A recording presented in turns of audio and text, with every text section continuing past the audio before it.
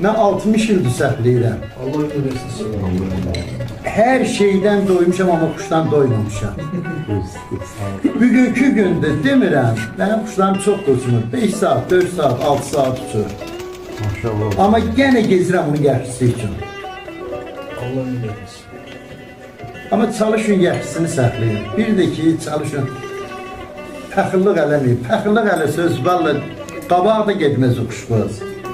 Pastiyan nələ, ürəyində qərflik olacaq, yaxşı quş da olmayacaq onda. Allah Taala verməyəcək ona. Düzdür, amma nə Yaxşını da versə ya, bu da qalmayacaq onda. Çalışın, yola gedin.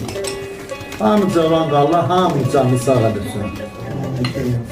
Bir də ki, bir-birinin quşunu həyatı boyu pisləmiyor. Bu filan kesin kuşu belədir, filan kesin kuşu elədir. Yaxşı deyil, yaxşı kuşun var, apar vermə. 5 tüccar apar ver yine. Ne bileyim, ancaq yaxşı olsun, yaxşı yola geçsin hamı bir-birinə, salamatlıqla. Ben necə indi yığılıb oturmuşum mehribanın üstüne, oturup söhbət eləyirik.